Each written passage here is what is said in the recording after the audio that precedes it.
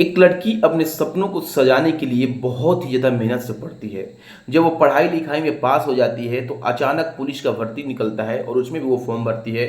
उसका नंबर आता है, अच्छा कटअप आता है और वहाँ पे उसका हो जाता है, उत्तर प्रदेश महिला पुलिस में उसका ज्वाइनिंग हो जाता है। बहुत ही ज़्यादा उसके जो माता पिता होते हैं खुश होते हैं, जो लड़की जो होती है पुलिस में ज्वाइन हो जाती है। और बहुत ही गरीब स्थिति में उस लड़की को पढ़ाते हैं और जो लड़की होती है बहुत ही ज़्यादा खुश हो जाती है। लेकिन उस लड़की को ये नहीं पता होता है कि उसके साथ होने वाला क्या होता है। नमस्कार दोस्तों, मैं संकेत सिंह आपका स्वागत करता हूं संकेत स्टोरी में और आशा करता हूं आप स्वस्थ होंगे, अच्छे होंगे। आज जो सच्ची कहानी है, सच्ची घटना है, उत्तर प्रदेश का एक जिला है मुरादाबाद, वहीं से निकल के आ रही है। एक परिवार जो काफ़ी छोटा परिवार होता है, गरीब परिवार होता है, वो किसी तरीके से अपनी लड़की को पढ़ाता है। पढ़ाई के क्षेत्र में लड़की बहुत तेज होती है तो परिवार वाले सोचते हैं कहीं ना कहीं पढ़ाई के क्षेत्र में मेरी बेटी नाम रोशन करेगी, और लड़की भी वही करती है। उत्तर प्रदेश महिला पुलिस में उसका ज्वाइनिंग हो जाता है। जब ज्वाइनिंग होता है तो परिवार वाले बहुत खुश होते हैं। जब लड़की जॉब पे जाती है तो परिवार वाले इधर तो खुश थे और उधर लड़की भी खुश हो जाती है। लेकिन वहाँ का जो माहौल होता है वो माहौल अच्छा नहीं होता है, क्योंकि लड़कियों की जो जनसंख्या होती है कहीं भी पुलिस स्टेशन में बहुत ही ज़्यादा कम कम होती है। मतलब कि अगर 20 पुलिस रहेंगे तो सात चार पाँच, मतलब 4-5 महिलाएं रहेंगी। महिलाओं को बस इसलिए रखा जाता है, कहीं महिलाओं के लिए बात आ जाए तो वहाँ पे महिला जाके महिला को हटा सके, अरेस्ट कर सके, इसलिए महिलाओं को रखा जाता है, लेडीज पुलिस को रखा जाता है।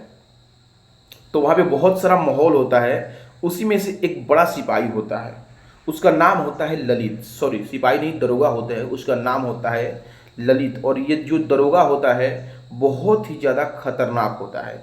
और मुरादाबाद का ही जिला लगता है, उसी में ये दरोगा था। तो जो लड़की सोचती है कि मेरे को तो अपने जॉब करना है, मेरे को तो किसी से मतलब है नहीं। लेकिन कहा जाता है ना कि जैसे परिवेश में रहिएगा वैसे ही हो जाइएगा। वो जो दरोगा होता है उस लड़की से बातचीत करने की कोशिश करता है। अचानक एक दिन उस लड़की से बातचीत करने लगता है और पूछता है आप कहाँ की हैं। लड़की बताती है, अपने गांव का नाम बताती है, मैं मुरादाबाद की एक छोटी सी गांव से आती हूँ। तो जो दरोगा होता है ललित को बताता है मेरा भी नानी का गांव वहीं है, मेरा भी मतलब कि मामा का गांव वहीं है। लड़की खुश सुन के खुश हो जाती है कि चलिए कहीं ना कहीं कोई तो अपना मिला। यहाँ पे दरिंदे भरे पड़े हैं, लेकिन उस लड़की को ये नहीं पता कि सबसे बड़ा दरिंदा तो यही दरोगा ललित है। दरोगा भी बहुत खुश होता है और उस लड़की के साथ अटैचमेंट करने के लिए बहुत सारी बातें करता है। 1 2 3 4 5 दिन बीतने के बाद थोड़ा थोड़ा लड़की को करीब आने की कोशिश करता है। एक दिन बोलता है कि तुम रात को कहाँ जाओगी, मतलब बहुत सारे काम होता है, लड़की वहीं पे रुक जाती है। 10 बज जाता है। 10 बजने के बाद वो बोलता है कि तुम रात को कहाँ जाओगी, चलो मैं तुमको छोड़ देता हूँ। तो लड़की बोलती है कि नहीं नहीं, मैं अपने रूम पे चली जाऊँगी, आप चले जाइए। लेकिन जो दरोगा होता है उसको फोर्स करता है कि तुम एक लड़की हो और रात को ऐसे जाना अच्छी बात नहीं है।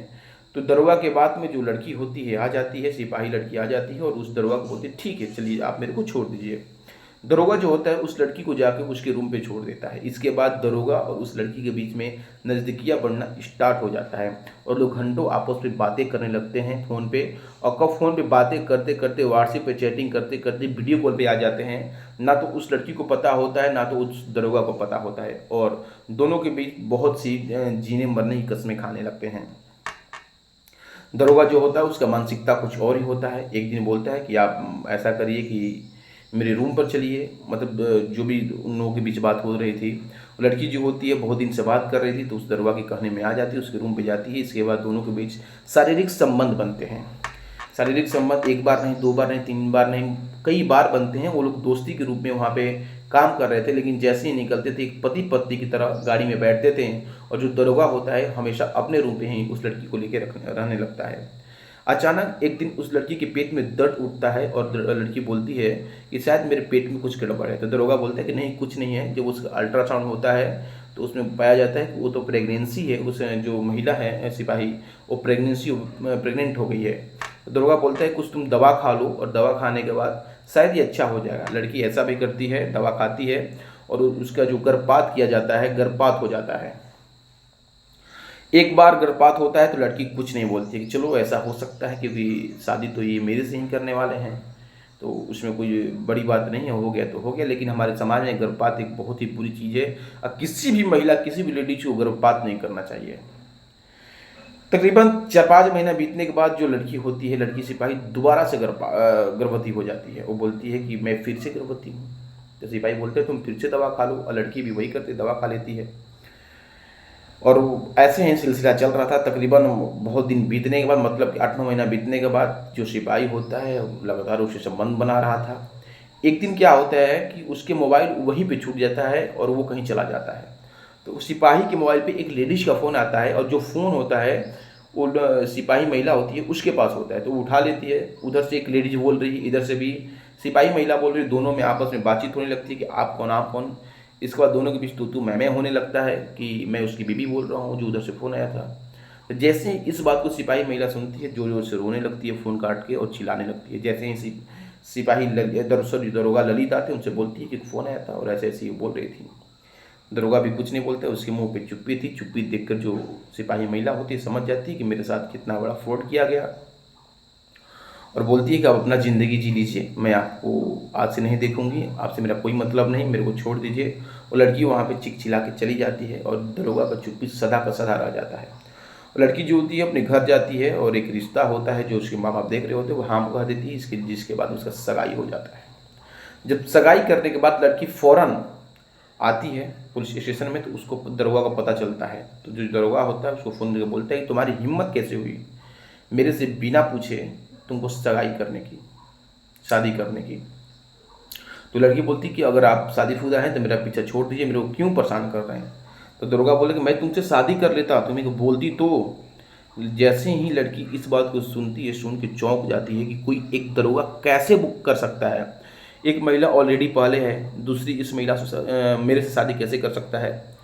जो लड़की होती है उस दरोगा ललित के बाद में फिर से दोबारा आ जाती है और फिर उन दोनों के बीच बहुत सारे अनगिनती बार शारीरिक संबंध बनते हैं। तीसरी बार लड़की फिर से प्रेग्नेंट हो जाती है, फिर से बोलती है मेरे पेट में दर्द हो रहा है, तो बोलता है कि शायद प्रेग्नेंट हो गई हो, इस दवा खा लो।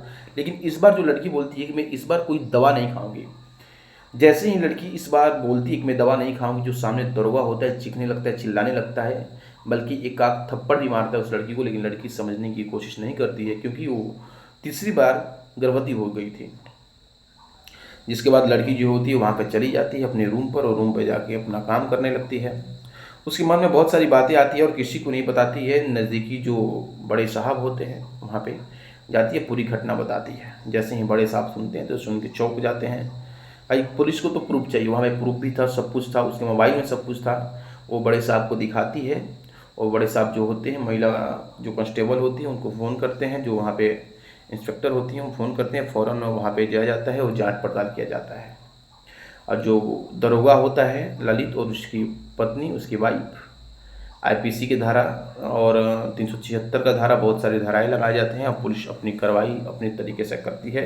और जो दरोगा होता है उसको अरेस्ट किया जाता है। अरेस्ट करने के बाद पुलिस अपनी कार्रवाई करती है, लेकिन जो लड़की होती है वो तो बोलती है मैं इसी से शादी करूँगी चाहे कुछ भी हो जाए। तो वो जो घटना होता है पूरी तरीके से अभी जांच पड़ताल हो रही है। ये घटना 2022 से लेकर 2024 तक के बीच की है। ये सिलसिला 2022 से 2024 तक के बीच की है। कहने का मतलब ये है कि हमारे समाज में बहुत सारे ऐसे लोग भी रहते हैं, अच्छे हैं बुरे हैं, आपको परख करना पड़ेगा कौन से लोग अच्छे हैं कौन से लोग बुरे हैं। पूरी कहानी पूरी घटना सुनाने के मतलब किसी की भावनाओं को ठेस पहुंचाना नहीं, किसी को आहत करना नहीं, बल्कि आपको जागरूक करना मेरा काम है। और किसी की भावनाओं को ठेस पहुंच रहा है तो मैं उसे हाथ जोड़ के माफ़ी मांगता हूँ। नमस्कार।